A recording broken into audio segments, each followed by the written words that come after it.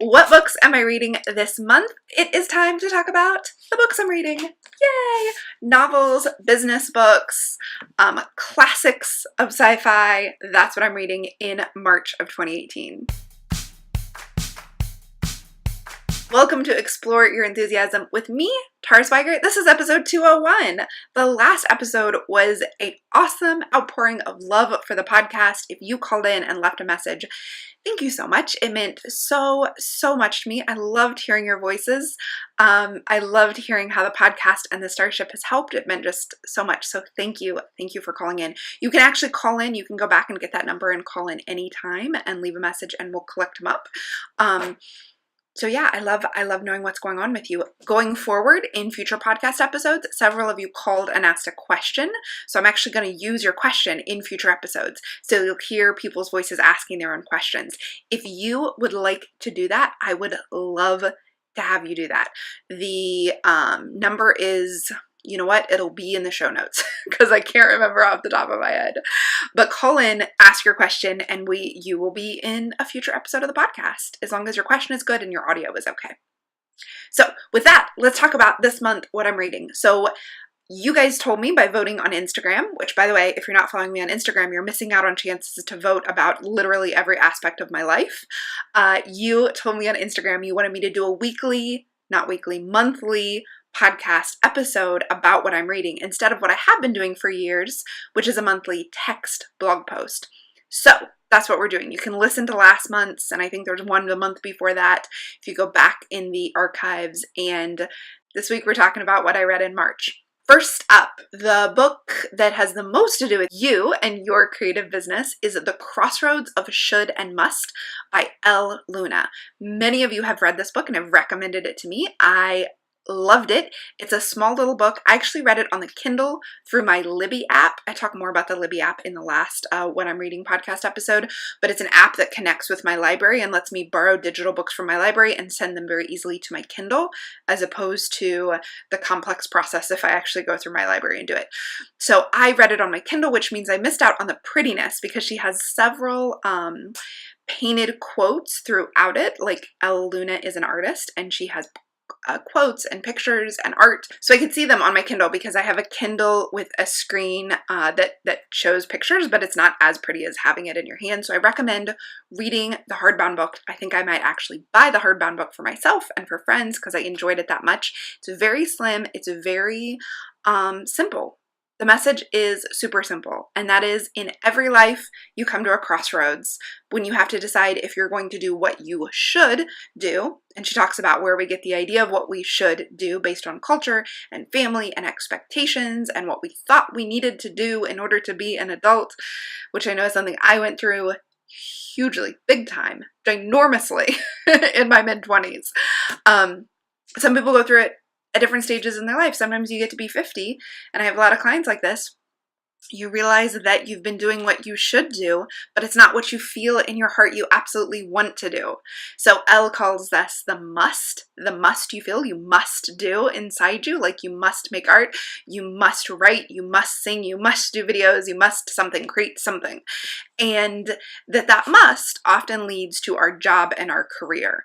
Now, Elle's viewpoint seems to be that it absolutely should lead to your job and career, and I know after working with many artists and makers that that's not always the best way to go. When you turn your passion and hobby into your business, exactly like if I do this hobby I get paid for it, often you lose the excitement for that hobby. And I think Ella is referring to something a little deeper, a little more like that, not just the specific hobby but the actual drive inside you to create. And of course, it's completely possible to build a life around doing what you absolutely want and love to create and then put it into the world. Our whole internet world we live in has made this easier than ever to actually build a paying career that pays your bills from doing what you love to do. And her book is really about the heart of that question. The crossroads of what you should do and what you must do, and kind of how to have the courage to make the decision to go with what you must do. So check it out. I know a lot of you have already read it and loved it and told me it's super simple. It's not like a book about how to build a business. It's really just about that moment of decision making, which many of you have already come to and moved past, but some of you I know are right on the precipice of making that decision between what you feel like you should do with your life and what you really want to be doing and creating in the world. So that was one book I read this month. The next book is A Wrinkle in Time by Madeleine L'Engle. I actually have no idea how to say her name. I did not look it up. So I read this book in part because the movie was coming out, which I still haven't seen the movie. As of the recording of this podcast, I may see it this week, but also because this is because of the Read Harder Challenge. So I talked about the Read Harder Challenge last month. I will link it up in this month's show notes. But it is a challenge to just read books you don't normally read. So A Wrinkle in Time is both a genre classic, it's a sci-fi classic, and it's also a book that I never finished that everyone else seems to have read in elementary school. And I'll be honest with you, the reason I didn't read it is because it was on a banned books list, and the church we went to, I guess, told my mom I shouldn't read it, and so I specifically remember going into, what would it have been, 5th or 6th grade, with a note that I wasn't allowed to read the book that everybody else was reading. So I read something else. I was reading like crazy at that point in my life. I was going into the library in our elementary school. I remember it was downstairs, and would just ask the librarian what I should read next if I liked a book. And I read this whole series. Now don't laugh, and this is slightly off topic. This gives you a little bit of insight into my reading history. I read this whole series of Christian romance novels that were set in the West in like the Laura Ingalls Wilder type time, because I read all of the Little House on the Prairie books, and then I read all of these books, but they were actually kind of romance books and a little too old. I don't know why they were in my elementary school library, but I read all of them. They're the Love Comes Softly series.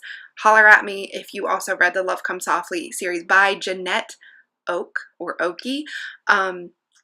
Loved those in 5th and 6th grade.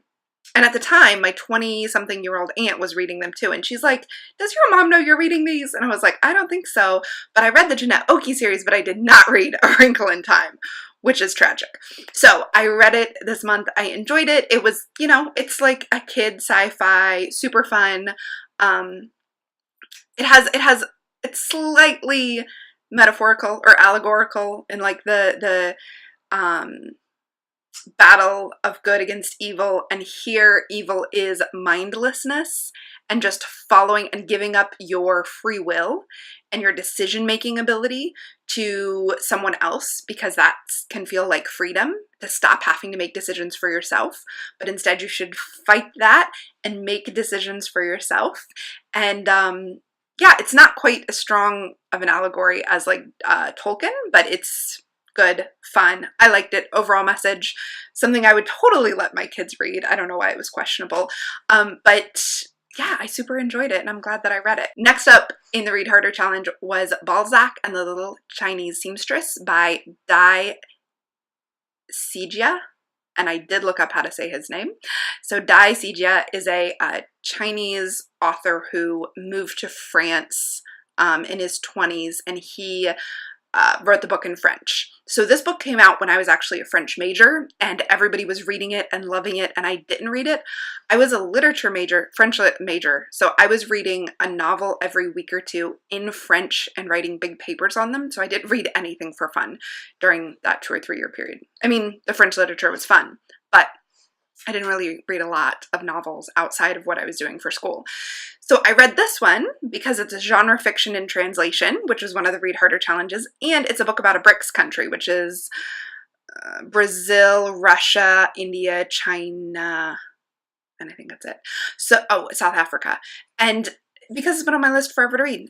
Super enjoyable, slim novel. Really, I feel like I learned a lot about the Mao's Cultural Revolution in China, because I was like not quite sure what he was talking about. So I looked up some Wikipedia articles and I read up a little bit on the Chinese Cultural Revolution that happened in the 70s.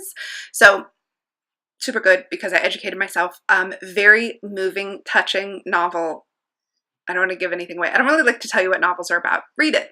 You'll like it. You also probably you've already read it, because like literally everybody read it in 2003 or something. Okay. Next up, Kindred by Octavia Butler.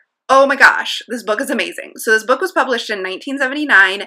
It's by an African-American author. The protagonist is an African-American woman who time travels by accident, not on purpose, and she wishes that she didn't because she's sent back from her life in the 1970s. She's like a modern day woman. She's sent back to the antebellum South to a slave owner's plantation where she actually has to save the slave owner's son because she realizes that he is her like great grandfather because he attacks. I know some of you have kids listening to this show, so I'm trying to be, he attacks one of the slaves on his plantation, which is like her great-great-great-grandmother. So she has to keep him alive so that her family can be created, but of course she hates him and he's very hateable, and she has to live in that world until she can figure out how to get home. And she actually, it happens to her several times, all without her wanting it to happen, and it is awesome. I can totally see how it's a sci-fi classic. I don't know how it escaped my attention all of these years because it deals with a lot of the issues in sci-fi novels. Like, if you go back in time, this is the Back to the Future question, right? If you go back in time and mess up the past, does it actually mess up your life existence? I feel like Back to the Future was based on this novel, but with none of the racial or cultural issues, like none of the stakes, because it would be sad if Alex Pekin like didn't live, but we would all survive. But this is like super, super intense and fun if you like sci-fi. I read it, I actually found it because of the Read Herder Challenge. One of the challenges is to read a sci-fi novel with a female protagonist by a female author. And I've specifically, when I'm going about this challenge, I'm looking for authors who are people of color because I don't read enough books by people of color. So thus Balzac and the Little Chinese Seamstress, and thus Kindred, and I'm so freaking glad I read it. It's amazing. It's a classic. If you want to know where a lot of the tropes in current sci-fi or like sci-fi time travel-y stuff comes from, read Kindred and read A Wrinkle in Time. Both are actually about time travel and kind of traveling at warp speed and going through the time-space continuum.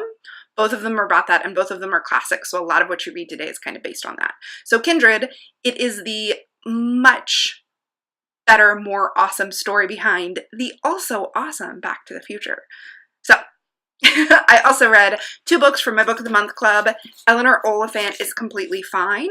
So these books are one of the few books I actually have in my possession because things like The Crossroads of Should and Must, and Kindred I read on my Kindle using the Libby app, and things like Balzac and the Little Chinese Seamstress and A Wrinkle in Time I read through my library, and I've already returned those books. But the Book of the Month Club, since we book every month, you always have your choice of what you want to read. I always pick fiction and usually mystery because I don't know really how to find mysteries I'm going to like at the library, but they're always good through Book of the Month Club. You can use my link to sign up, and I think you get a couple dollars off your first book, maybe free shipping. But Eleanor Oliphant is Completely Fine was the December Book of the Month Club book, and it is, at first you think it's about a woman who's living her life in, she lives in Scotland, and I mean she's Scottish, that's where it's at, but you think that maybe she's on the spectrum, but then you come to find out that she suffered some great traumas in her life, and she has created a very prescribed, scheduled life in order to manage the trauma.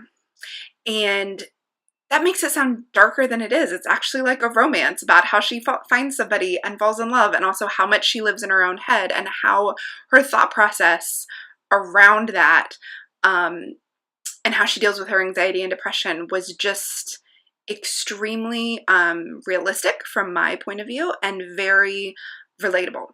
So it's interesting. It wasn't like a fast-paced novel by any stretch. It's really more of a character study and like an inside your own brain study. I really enjoyed it. Eleanor Oliphant is Completely Fine. The next Book of the Month book I read was the March pick, which was Not That I Could Tell, which is a mystery. A woman and her twins go missing, and you're like, is she dead? Is she alive? You don't know. It's kind of got a Goodbye Girl, Gone Girl. It's kind of got a Gone Girl twist. Not quite as like well written and paced as Gone Girl. There weren't as many moments where I was like, oh my gosh, like I was in Gone Girl, but super good. I enjoyed it. I think I read it in a weekend. I also read more novels. I read The Pretties and Specials, which are the second and third book in the Ugly series I talked about last month. Those were good. I didn't read the fourth book in the series because it didn't appeal to me. By that point, I was like done with it. I can only read so many YA novels at a time. So that is what I read this month. I would love to hear what you read this month. Come tell me on my Facebook page. It's Tara Swiger page. If you want to hear more about the books I'm reading as I'm reading it, and a lot more about mindset and the books I'm reading about mindset and living your life and lifestyle, come check out my new weekly podcast, Essential Enthusiasm. So I did season 1 last year, which was much more like webinars and workshops learning about essential oils. Now season 2 just started last week, and it is a conversation each week about what we're reading, what we're doing to take care of ourselves, and answering one of your questions each week. I'm doing with Jolie Kelly. You'll find it at essentialenthusiasm.com or search up however you're watching this. If you're watching it on YouTube, Essential Enthusiasm comes out on my YouTube channel every Friday. If you're watching this on my site, go to essentialenthusiasm.com. If you're listening to this in your little earbuds, take whatever app you're using to listen to this and search up Essential Enthusiasm. It'll be right there in whatever podcast app you're using. And I just want to thank you again so much for listening. Thank you for sharing your reading picks with me. I love your book recommendations, so come share them with me at my Facebook page or on Instagram. I'm Tara Swiger. Come tell me what you're reading. Make sure you use the hashtag #ExploreYourEnthusiasm when you post what you're reading to your own Instagram account, and I will come see it. We can all chat about books. Thanks so much for listening, and have a book-filled, reading-filled, enthusiastic day.